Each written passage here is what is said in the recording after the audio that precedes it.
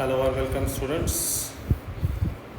Today we started the new chapter. Name of the chapter is the pairs of straight line. तो आज से हम 12वीं के पेपर फर्स्ट का पेयर्स ऑफ स्ट्रेट लाइन ये चैप्टर स्टार्ट करेंगे। 11 के पूरे कंसेप्ट हमको मालूम है, उसमें स्ट्रेट लाइन के हर एक कंसेप्ट हमने देखने वाला है। So today we started the new concept, new chapter. Name of the chapter is the pairs of straight line. तो उसमें सबसे पहला बीट है जॉइंट इक्वेशन और कंबाइन इक्वेशन। तो जॉइंट इक्वेशन और कंबाइन इक्वेशन किसको बोलेंगे? जैसे कि हमारे पास दो लाइन है। एक लाइन है u is equal to a1x plus b1y plus c1 equal to 0। दूसरी लाइन है v is equal to a2x plus b2y plus c2 equal to 0। तो उनको जॉइंट इक्वेशन जब हम लेंगे तो उनका जॉइंट इक्वेशन कैसा आएगा? u dot v equal to 0, मतलब दोनों लाइन का प्रोडक्ट इज इक्वल टू 0। तो u के प्लेस पे u की line a1x plus b1y plus c1 और v के प्लेस पे v की line a2x plus b2y plus c2 equal to 0।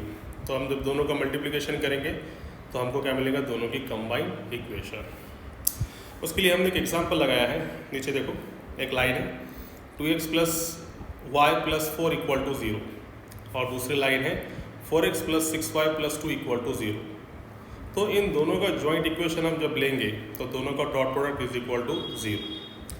अब यहाँ पे एक बात मैं बताते चलूँ, जैसा कि हमको मालूम है इससे पहले भी, कि यहाँ पे कोई लाइन अगर से समझो ऐसी है 2x plus y equal to 0, या फिर ये लाइन ऐसी है 4x plus 6y equal to कितना? 0। सॉरी, एक लाइन है 4x plus 6y equal to 0।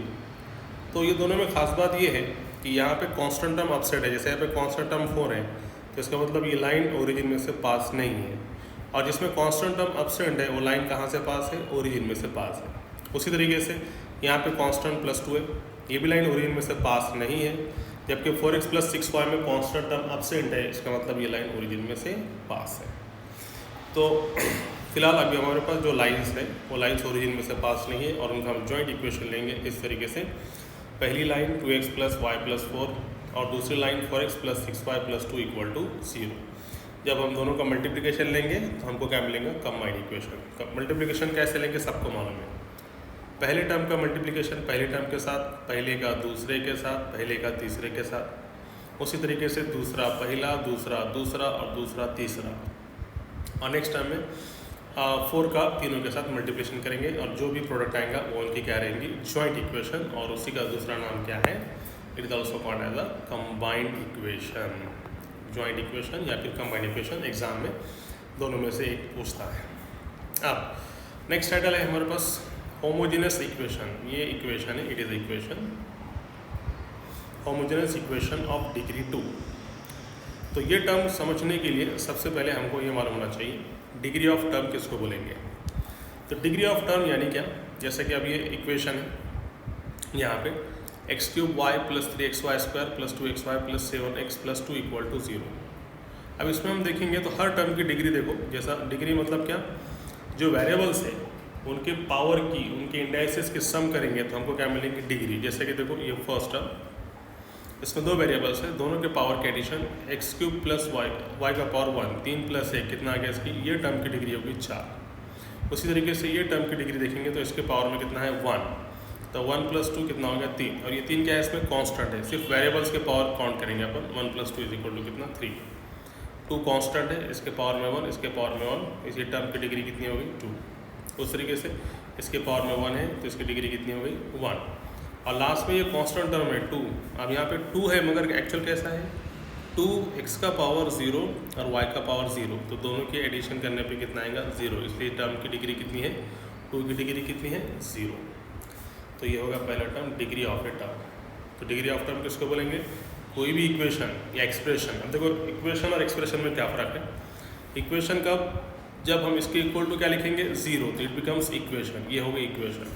और जब हम सिर्फ एक्सप्रेशन मतलब क्या? इक्वल टू 0 नहीं लिखेंगे, यानी x cube y plus 3x square plus 2xy plus 7x plus 2 इतना ही रहेंगे तो क्या रहेगा? तुम्हारा एक्सप्रेशन रहेगा। ये बात याद रखो, ठीक है। चलो अगले तरफ जाएंगे अभी।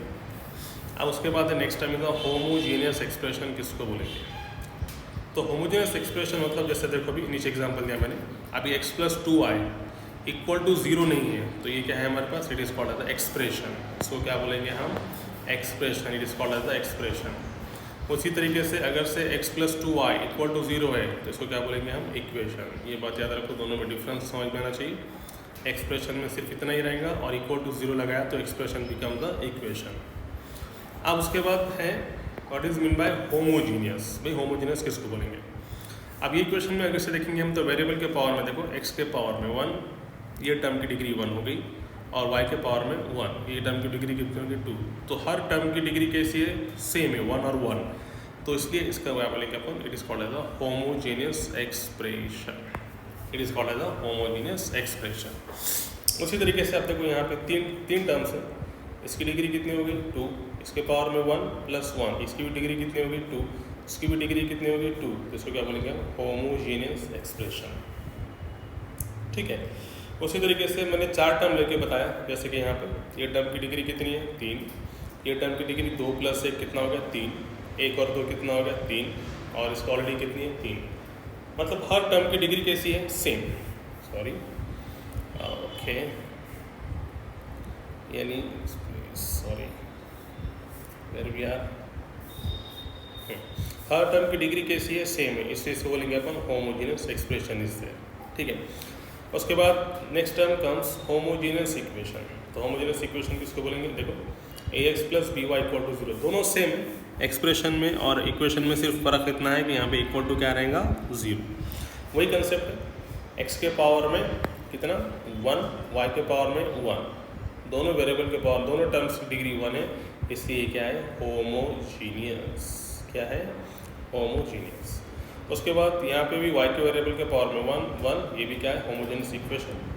अगेन x का पावर 2, x का पावर 1, y का पावर 1, एक और एक कितना आ गया 2, और y के पावर में कितना है 2। It is said to be the homogeneous equation. उसके बाद है next title, homogeneous equation of degree 2 किसको बोलेंगे। सेम देखो, तीनों टर्म सेम है, होमोजेनियस एक्सप्रेशन, होमोजेनियस इक्वेशन। अब होमोजेनियस इक्वेशन ऑफ डिग्री 2, तो यहाँ पे कंसेप्ट एकदम सिंपल है। ये इक्वेशन में x के पावर में 2, y के पावर में 2, तो ये होमोजेनियस इसलिए कि सबके दोनों टर्म की डिग्री कैसी है, सेम है, और ख़ास बात है इसकी डिग्री कितनी है 2 है, इसलिए इसको बोलेंगे होमोजेनियस इक्वेशन ऑफ डिग्री 2। जैसा यहाँ पे पिछले एग्जाम्पल में देखो, हर टर्म की डिग्री 3 थी, यहाँ पे 3, 2 और 1 3, 1 और 2 3, और ये 3, तो ये जो इक्वेशन इसको बोलेंगे होमोजेनियस इक्वेशन ऑफ डिग्री 3। अभी क्या हो गया, homogeneous equation of degree 2। Again x के पावर में 2, 1 और 1 कितना आ गया 2, यहाँ पे 2। It is also called as the homogeneous equation of degree 2। ठीक है। सो नेक्स्ट वन, अब इस पर एक रिजल्ट है।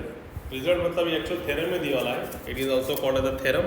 हम इसको रिजल्ट बोलेंगे यहाँ पे थ्योरम। थ्योरम क्या है, थ्योरम में ऐसा है, if 2 lines passing through the origin, then their joint equation always represents second degree homogeneous equation. It is the equation. ठीक है।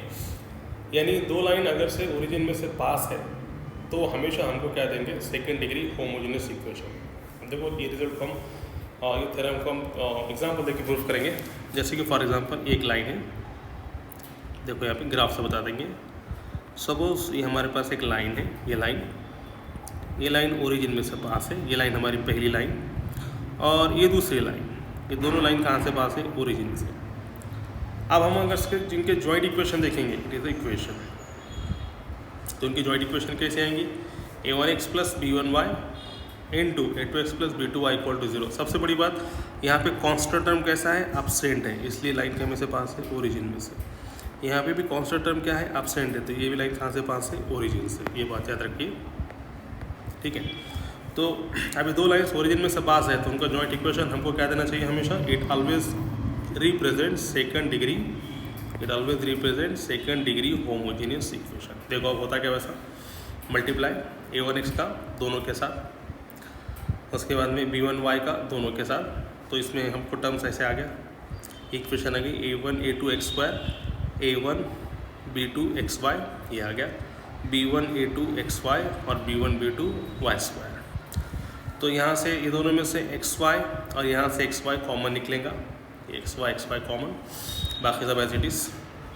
अब यहाँ पे देखो a1 भी कांस्टेंट है और a2 भी कांस्टेंट है, तो दोनों कांस्टेंट का मल्टीप्लाई करने से क्या मिलेगा, कांस्टेंट। तो हम ये a1 a2 के प्लेस पे क्या प्लेस करेंगे, ओनली a। उसी तरीके से a1 constant b2 constant, multiply करने से एक constant, b1 constant a2 constant, multiply करने से दूसरा कांस्टेंट, तो हम यहाँ पे क्या लेंगे 2h, दो कांस्टेंट। और लास्ट में b1 b2 भी कांस्टेंट है, इसको मल्टीप्लाई करने से एक कांस्टेंट मिलेगा।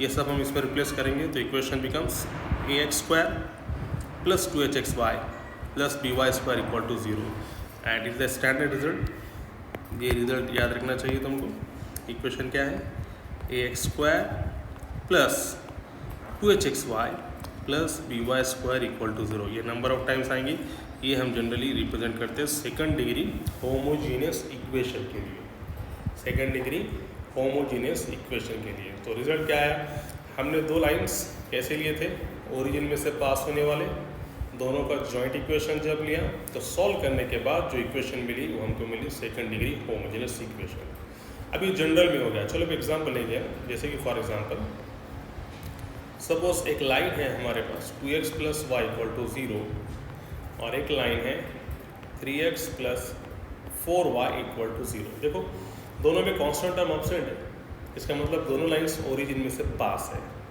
अब अगर से हम इसका जॉइंट इक्वेशन लेंगे तो जॉइंट इक्वेशन कैसे रहेगा, therefore the joint equation is, joint बोलो या कंबाइन, दोनों का मीनिंग कैसा है, सेम। तो कैसा आएगा, एक लाइन मल्टीप्लाई बाय दूसरी लाइन इक्वल टू कितना, 0। तो देखो अब यहाँ पे एक लाइन मल्टीप्लाई बाय दूसरी लाइन का प्रोडक्ट इक्वल टू 0। अब मल्टीप्लाई करेंगे जैसे हम हमेशा करते हैं, ठीक है। तो प्लीज़ ये नो, एक लाइन ये दूसरी लाइन मल्टीप्लाई करो, अभी 2x इंटू 3x कितना आ गया, 6x², 2 4 ज़ा 8xy plus 3 into xy plus 4 into y² equal to 0। तो ये हमारे पास आ गई, देखो इस तरीके से 6x² 8xy plus 3xy, it becomes 11xy and plus 4y² equal to 0। अब ये क्वेश्चन को हम देखेंगे तो देखो अभी हमको क्या मिली, देखो वेरिएबल x का पावर 2, 1 प्लस 1 2, हर टर्म की डिग्री कैसी है, सेम है। तो हमको क्या मिला, सेकंड डिग्री होमोजीनियस इक्वेशन। देखो रिजल्ट को किस तरह से प्रूव करें, दो लाइंस, ये दोनों के दोनों लाइंस ओरिजिन में से पास है। देखो यहाँ पे है कि 100%, इसमें कांस्टेंट टर्म एब्सेंट है, ये लाइन ओरिजिन में से गुजर रही है, पास हो रही है, और ये दूसरी लाइन भी ओरिजिन में से पास है। तो ये दोनों लाइन का अगर हमने जॉइंट इक्वेशन लिया तो हमको क्या मिला, second degree homogeneous equation, 6x² plus 11xy plus 4y² equal to कितना, 0। सो ये रिजल्ट हमने प्रूव करा यहाँ पे। If two lines passing through the origin then their joint equation always represent second degree homogeneous equation. अब इसका उल्टा भी वैसे है, और एक रिजल्ट है हमारे पास। इसका उल्टा क्या है कि अगर से कॉन्वर्स जिसको बोलेंगे अपन, कॉन्वर्स भी इसका हम प्रूव कर सकते हैं। तो कॉन्वर्स में क्या बताया हुआ है कि कॉन्वर्स में ये बताया हुआ है कि अगर से कोई सेकंड डिग्री होमोजेनियस इक्वेशन है और यदि हम उसको सॉल्व करते हैं तो सॉल्व करने के बाद हमको क्या मिलेंगी, दो lines passing through the origin. उल्टा देखो, उल्टा मतलब क्या, हमने क्या बोले पहले कि अगर से कोई दो लाइंस है, ये दो लाइंस है, एक लाइन ये एक लाइन, दोनों लाइन अगर से ओरिजिन में से पास है तो दोनों का जॉइंट इक्वेशन क्या मिला, सेकंड डिग्री होमोजीनियस इक्वेशन।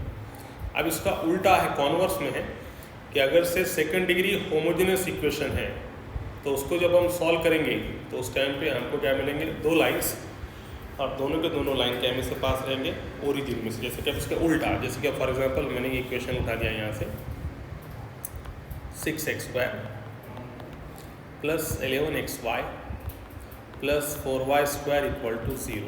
ये है हमारे पास सेकंड डिग्री होमोजीनियस इक्वेशन, ठीक है। अब जब मैं इसको सॉल्व करूँगा तो इसमें मुझे कितने लाइन मिलना चाहिए, दो लाइन्स, और दोनों के दोनों लाइन क्या में से पास होना चाहिए, पासिंग थ्रू द ओरिजिन। देखो वैसा होता है क्या, ये 4 और 6 दोनों का मल्टीप्लाई करेंगे तो ये आ गया हमारे पास 24 के फैक्टर निकालो, बीच में 11 है तो आई थिंक 8 3 ज़ा 24, 8 प्लस 3 11। तो देखो अभी सॉल्व करने के बाद 6x² प्लस 8xy, या फिर थोड़ा उल्टा लेंगे इसको अपन, यहाँ पे 3 और यहाँ पे 8, ठीक है। तो कॉमन निकालने में इजी जाएगा हमारे पास, 3 8s are 24. So here we can write here 6x square plus 3xy plus 8xy, sorry थोड़ा लाइन पे नहीं है, 1 मिनट, हाँ यहाँ लिखेंगे सिर्फ उसको 6x square plus 3xy plus 8xy plus 4y square equal to 0। अब देखो यहाँ से 3x कॉमन निकला, बचा क्या 2x प्लस y, ओके। यहाँ से 4y कॉमन निकला, बचा क्या 4y कॉमन निकला तो कितना बचा 2x plus again y equal to कितना 0। तो एक टर्म आ गया 2x प्लस y और एक टर्म आ गया हमारे पास 3x plus 4y equal to 0। तो इसको जब सॉल्व करेंगे तो एक लाइन मिलेंगी 2x plus y equal to 0 और एक लाइन मिलेंगी 3x plus 4y equal to 0। तो अब ये दोनों टर्म्स को हम जब देखेंगे तो ये टर्म में देखो कांस्टेंट टर्म है क्या, नहीं, it means this line passing through the origin. Again इसको देखेंगे तो इसमें भी ये भी लाइन ओरिजिन में से पास है, again it is passing through the origin. देखो अभी सेम आया क्या, इसका उल्टा ये लाइन लिए थे ना हमने, देखो 2x plus y equal to 0 and 3x plus 4y equal to 0, देखो सेम। तो ये इसका उल्टा है, इसको कॉन्वर्स बोलते हैं। पहले रिजल्ट में ये देखे हमने कि दो लाइन्स अगर से ओरिजिन में से पास है, ये दो लाइन्स, तो उनका जॉइंट इक्वेशन क्या मिलता, सेकंड डिग्री होमोजेनियस इक्वेशन, ये line second degree homogeneous equation this one. और अगर से उसका उल्टा कोई हमारे पास सेकंड डिग्री होमोजेनियस इक्वेशन है तो उसको सॉल्व करने के बाद भी हमको क्या मिलेंगे, दो लाइंस सेपरेट लाइंस, और दोनों के दोनों क्या में से पास रहेंगे, ओरिजिन में से पास रहेंगे। तो ये दो result very important results are in that one. ये दोनों रिजल्ट इंपॉर्टेंट है पेयर्स ऑफ स्ट्रेट लाइन के। तो अभी हमने अभी तक क्या देखा, वो देखो यहाँ पर सबसे पहला कंसेप्ट था जॉइंट इक्वेशन, उसका नाम कंबाइंड इक्वेशन, दोनों में से एक बोलो। तो जॉइंट इक्वेशन कंबाइंड इक्वेशन में दोनों लाइंस के डॉट प्रोडक्ट, मतलब दोनों का प्रोडक्ट इक्वल टू 0 करेंगे और सॉल्व करने के बाद लाइन मिलेंगी। उसके बाद एग्जांपल लगाया अपन ने जॉइंट इक्वेशन का, ये दो लाइंस लेके, फिर बताया होमोजेनियस इक्वेशन ऑफ डिग्री 2, उसमें पहले शुरू डिग्री किसको बोलेंगे ये बताया अपन ने। उसके बाद फिर बताया अपन ने होमोजेनियस एक्सप्रेशन मतलब क्या, फिर उसके बाद हमने देखे होमोजेनियस एक्सप्रेशन के बाद होमोजेनियस इक्वेशन किसको बोलेंगे, फिर हमने नेक्स्ट कंसेप्ट देखिए होमोजेनियस इक्वेशन ऑफ डिग्री 2 मतलब क्या, और उसके बाद रिजल्ट या उसी को हम क्या बोलेंगे थ्योरम देखे हमने। इसमें पहला रिजल्ट ये था कि दो लाइंस अगर से ओरिजिन में से पास है तो उनकी जॉइंट इक्वेशन हमेशा क्या मिलेंगी, सेकंड डिग्री होमोजेनियस इक्वेशन। उसके हमने एग्जांपल लगाए, पहले जनरल एग्जांपल बताया मैंने आपको, ये आगे जनरल एग्जांपल, ये बहुत ज़्यादा यूज टाइम है, नंबर ऑफ टाइम्स ये इक्वेशन का यूज़ है। और उसके बाद इसके एग्जाम्पल लगाया, ये लाइन ओरिजिन में से पास है, ये भी ओरिजिन में से पास है, दोनों को जॉइंट इक्वेशन अगर से लेंगे तो आगे हमको क्या मिलेंगी, सेकंड डिग्री होमोजेनियस इक्वेशन। ये होगा पहला कंसेप्ट। इसका उल्टा, उल्टे को क्या बोलते हैं, कॉन्वर्स। तो कॉन्वर्स में क्या हो गया कि अगर से कोई भी, यही नहीं बल्कि और कोई भी सेकंड डिग्री होमोजेनियस इक्वेशन अगर से है, उसको हम अगर यदि सॉल्व करेंगे तो सॉल्व करने के बाद हमको ऑलवेज हमको क्या मिलेंगे, दो लाइंस, और दोनों के दोनों क्या में से पास रहेंगे, ओरिजिन में से। तो ये रिजल्ट यहाँ तक इम्पोर्टेंट था। इसके बाद का लेक्चर हम नेक्स्ट लेक्चर में कंटिन्यू करेंगे। इसके बाद नेक्स्ट कंसेप्ट है नेचर ऑफ लाइंस किसको बोलेंगे, सम ऑफ स्लोप किसको बोलेंगे, प्रोडक्ट ऑफ स्लोप कितना बोलेंगे। ये अगर से आएगा तो हमको पहली एक्सरसाइज इसके सॉल्व करने आएंगे और इसके बेस पे हम ऑब्जेक्टिव के एग्जाम्पल सॉल्व करेंगे, ठीक है। तो कल नेक्स्ट लेक्चर हम कंटिन्यू करेंगे। आज के लेक्चर में इतना ही काफ़ी है। Thank you.